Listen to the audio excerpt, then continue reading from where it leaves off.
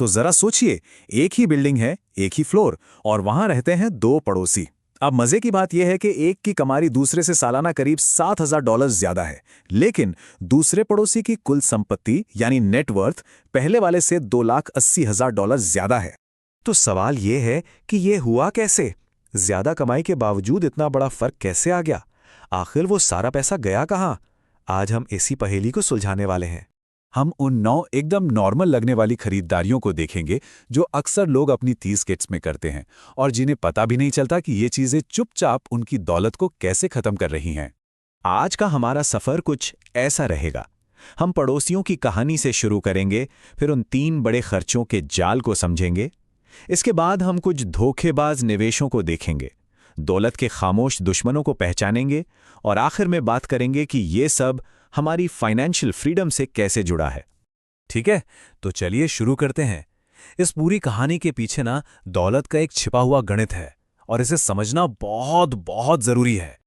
ये एक ऐसी फीलिंग है जो बहुत से लोगों को होती है, खासकर जिनकी कमाई अच्छी है।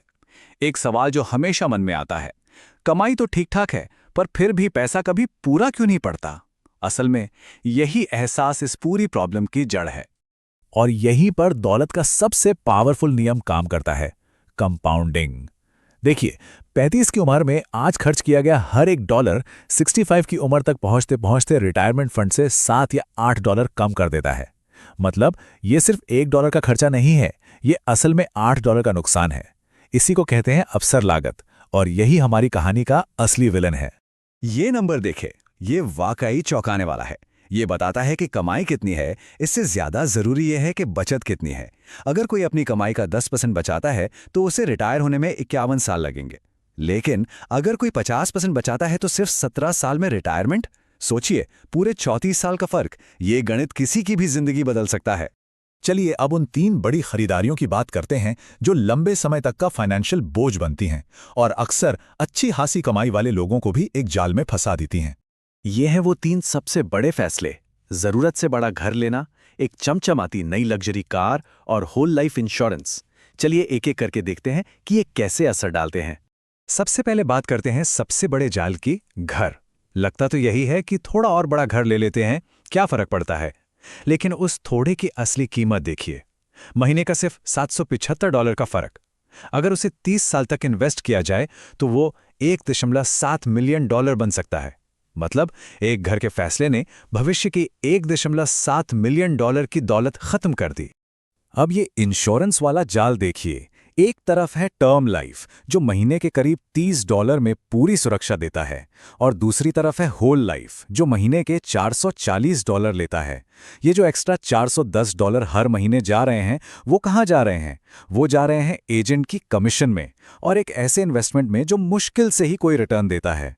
ये सुरक्षा नहीं, ये तो दौलत में सीधी सीधी सेंध है। अब इन फैसलों का असल जिंदगी में असर देखते हैं। यह है रिवेरा परिवार। उनकी सालाना कमाई है $1,40,000, जो कि काफी अच्छी है, लेकिन उनका हिसाब किताब देखिए, बड़ा घर, 2 महंगी गाड़ियां और वो होल लाइफ पॉलिसी। इन सब का बिल इतना ज्यादा है कि घर का राशन खरीदने से पहले ही वो हर महीने माइनस में चले जाते हैं। कमाई तो अच्छी है, पर हाथ में कुछ नहीं बचता। और यही इस कहानी का सबसे जरूरी सबक है। रिवेरा परिवार अपनी कमाई की वजह से नहीं, बल्कि अपने फिक्स्ड खर्चों की वजह से फंसा हुआ है। उन्होंने एक के बाद एक ऐसे फैसले लिए जो उनकी फाइनेंशियल फ्रीडम के लिए जंजीर बन गए। अच्छा, अब उन चीजों की बात करते हैं जिन्हें लोग अक्सर इन्वेस्टमेंट बोलकर खरीदते हैं। ये स्मार्ट तो लगती हैं, पर असल में होती नहीं हैं। टीवी पर घर सजाने वाले शो तो सबने देखे हैं, वहां इससे एक बहुत अच्छा इन्वेस्टमेंट बताया जाता है, पर सच्चाई क्या है?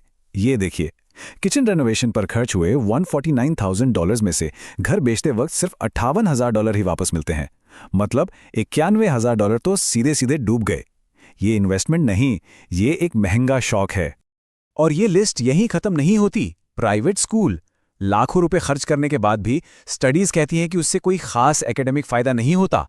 नाव या आरवी, अरे ये तो ऐसे इन्वेस्टमेंट हैं जिनकी कीमत शोरूम से बाहर निकलते ही गिरने लगती है और उसके बाद सालों तक बस मेंटेनेंस का खर्चा ही बना रहता है।